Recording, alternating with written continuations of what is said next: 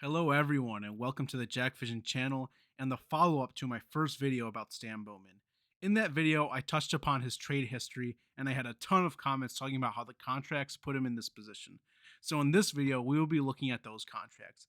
It is difficult to find all of the contract information, especially when we have to go back 17 years or so for some of these early ones, but I will do my absolute best to give proper context and compare these contracts to some other contracts at the time to establish some context. And one more thing before we completely dive into this, I am a Blackhawks fan. This is the team I grew up with.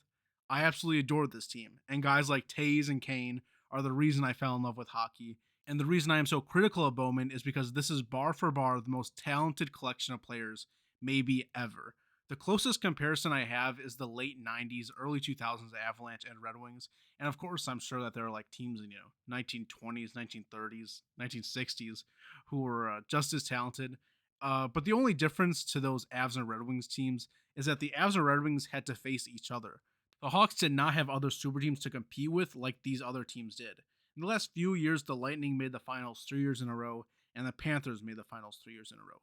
The Blackhawks never made the finals in back-to-back years, even though their roster, especially in comparison to the rest of the league, was superior than the rosters of the Lightning and the Panthers. The Hawks allowed the Los Angeles Kings to win 2 Stanley Cups during their dynasty years.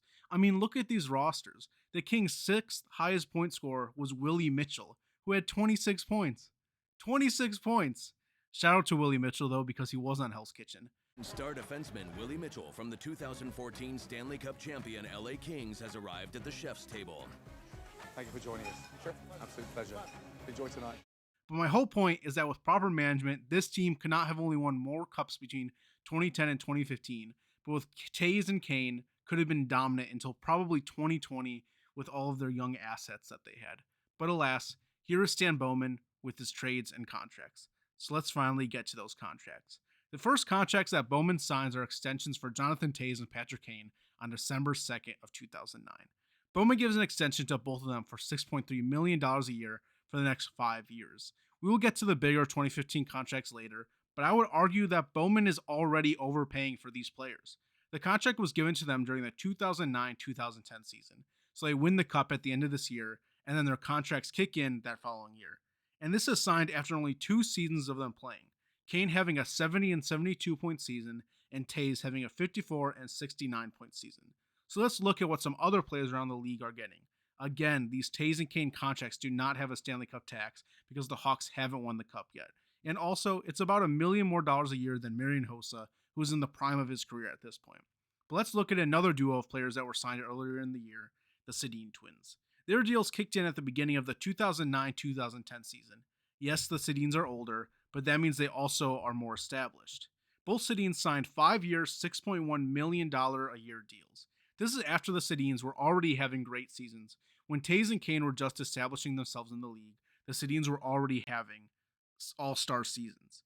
Daniel was coming off of a 74 and an 82 point season, and Henrik was coming off of an 82 and 76 point season. Both players were established and only in their late 20s, and they took $200,000 less than Taze and Kane. And let's also look at what they did in those contract years. Both of the Sedins had 4 years of stellar hockey. Daniel won the Art Ross and the Lindsay, and Henrik won a Hart and an Art Ross of his own. They both start to fall off in the final year of the deal, but they pop off for about 80% of it. And for Taze and Kane, their point totals are just average. Yes, they win 2 cups in this time, but they are not franchise carrying like the Sedins were. The Sedins had much less support and took less money. So I feel like right off the bat, Bowman is overpaying these guys, and it might be a bad precedent to set. The next day, Bowman gives Dougie Heath a contract extension for 13 years at around $5.3 million a year, which is crazy because it would kick in when he was 27 years old. Keith was coming off of a 69 point season and was a top defenseman in the league, winning the Norris Trophy at the end of the 2010 and 2014 season. If he was just a monster in his early 20s and this took him until he was in his mid 30s, I'd understand. But this contract goes until he is 40 years old. I actually think the cap is really good for his prime years. The year before, Dan Boyle was signed for $6.6 million a year, so Keith at around $5.3 million a year is great, but that term is just crazy. And around 2017, it becomes an overpay. And if I was Keith, I would be a little pissed that I was getting paid $1 million less than Taze and Kane. His point totals were just as high, and he was great defensively. So in 2010, the Hawks win the cup, and in the summer, Bowman needs to sign Nicholas Hjalmarsson. and he signs Hjalmarsson for $3.5 million a year for 4 years. But earlier that year, Chris Letang signed for the exact same AAV, $3.5 million a year. And I love Hjalmarsson, but Letang was already averaging number one defenseman minutes, while Hjalmarsson was a super solid second pairing guy behind Duncan Keith. Not egregious, but definitely still an overpay when guys like Letang are getting the same amount. If you're enjoying these videos, please, Scott Steven, check the subscribe button if you haven't already, so this channel can get off the floor and on the board. Thank you all so much for your support so far. Bowman makes signings here and there, but his next big one isn't until 2011 when Brett Seabrook signs an extension for 5 years at $5.8 million a year.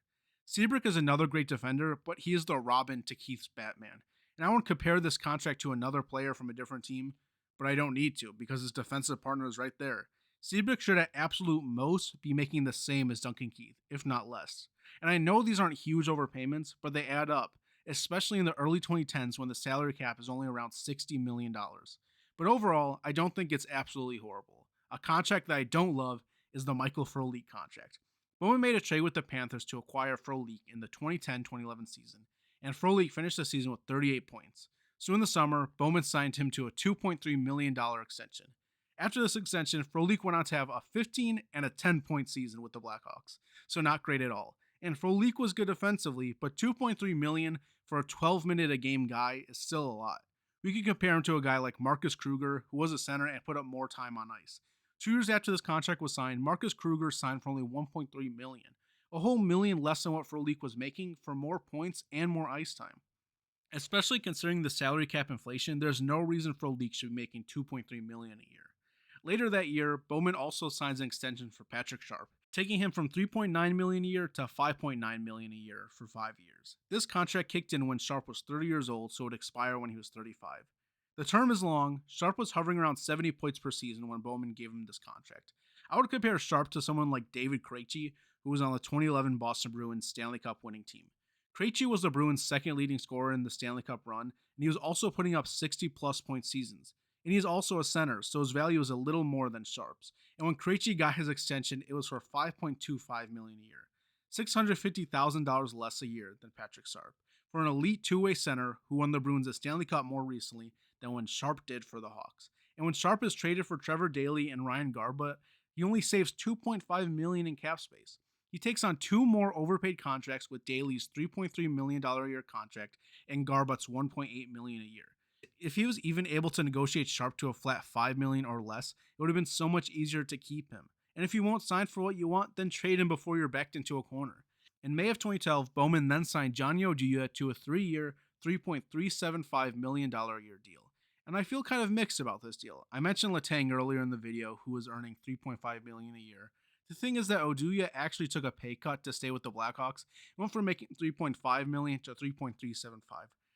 This gives the Hawks a sub $7 million second defensive pairing, and I actually don't hate this contract. But then in September of 2012, Bowman signs Michael Roosevelt for a $2 million a year contract, and then gives him a $200,000 raise a year later. In that first year, Roosevelt only played 27 games and had 12 points. How does that justify a raise at all? And when Roosevelt gets the raise, he doesn't perform well. I mean, he's 35 years old. What do you expect? And by 2015-16, he is only making $600,000 a year. That is less than rookie money.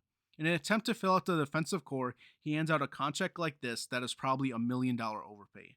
And like I said, I don't think these contracts are too horrible. When you have multiple people making $1 million more than they should, it adds up. And he does the same thing with Nick Leddy, giving him $2.7 million deal, then being forced to trade him almost immediately. Felt like Hjalmarsson and Oduya were pretty solid contracts when you ignore the Chris Letang of it all, but having a near $5 million third pairing is just too much in the early 2010s. When Pittsburgh wins the Cup in 2016, they have Ian Cole and Ben Lovejoy, who make a combined $3.2 million, and there's 3 years after Leddy and Roosevelt are signed. You don't need to have a $5 million third defensive pairing, and if your players won't take less than what you want, get rid of them. There are tons of third pairing Ds available at all times in the NHL.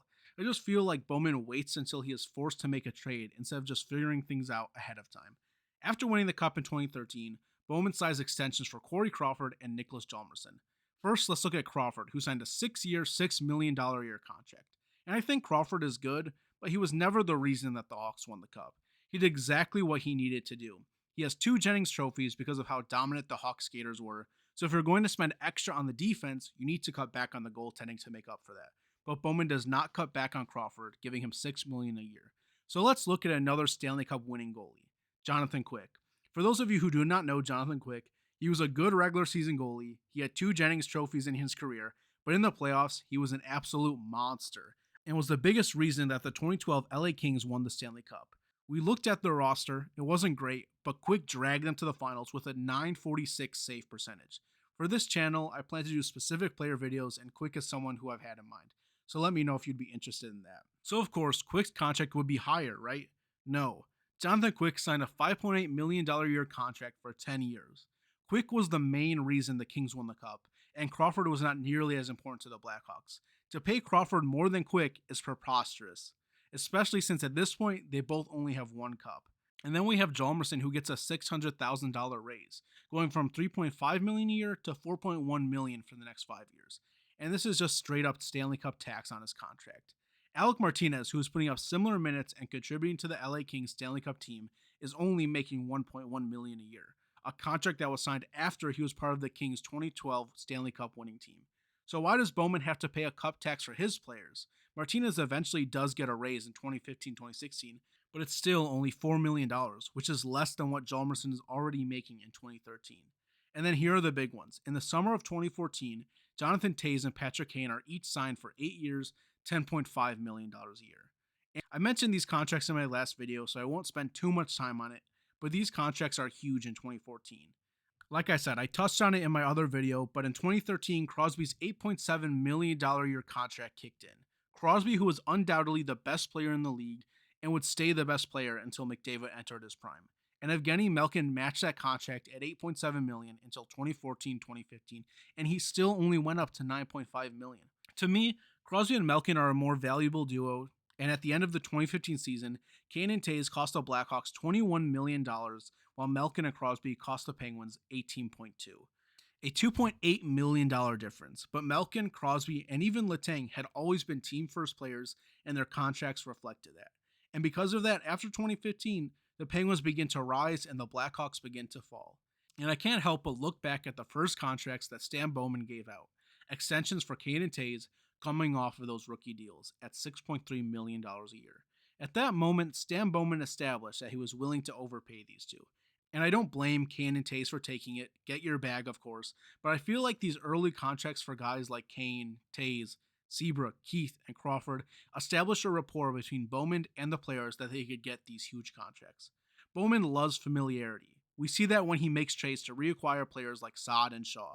Bowman does everything to keep the team the same because if he does something different, then it's on him.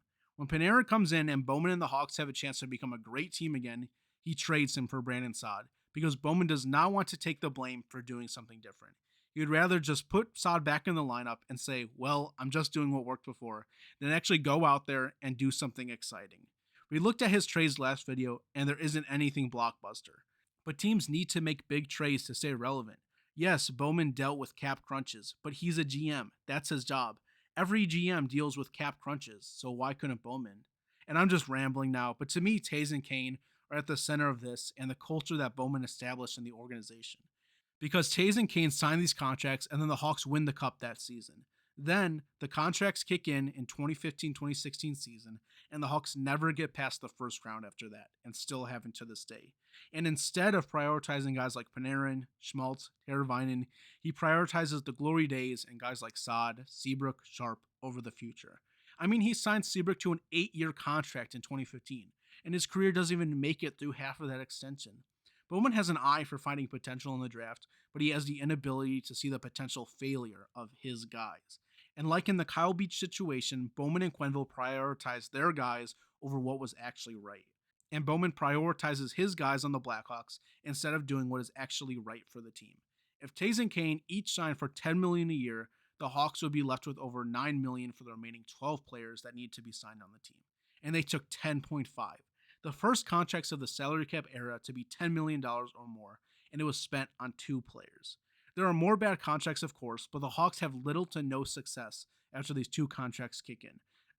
Anisimov for $4.55 million a year for 5 years. The huge Seabrook contract I mentioned is for $6.875 million a year. Gives Kruger over $3 mil for a couple sub 20-point seasons. His last big Hail Mary is in 2021. He trades for Seth Jones and gives him a huge contract. And I remember being super excited for Seth Jones coming to the Hawks, but he signs for $9.5 million and is just horrible on this team. He was just a shiny new toy to acquire, and no additional thought was put into his role on the team. And we see when he goes to a team like Florida with a great coach like Paul Maurice, they can be worth every single penny of that contract Bowman gave him. But the Blackhawks were just too far gone when he finally gets on the team. He also signed Jake McCabe for 4 years, $4 million a year, which I don't remember at all, and he isn't on the team for long, but what in the world is this signing? And when he gets on the Oilers, it isn't much better. He gives that crazy deal to Trent Frederick. I just feel like he sits down and does not consider the future implications of these deals. This video has been a lot of ranting and raving. I had structure in the beginning, but this thing seems to have just fallen apart, just like the trades and signings of Stan Bowman. Thank you all so much who stuck with me in this video. I think I fixed my mic settings so things sound a little nicer. Let me know what you think about this video, my mic, and whatever you want in the comments below. Give it a like if you enjoyed, and subscribe for more.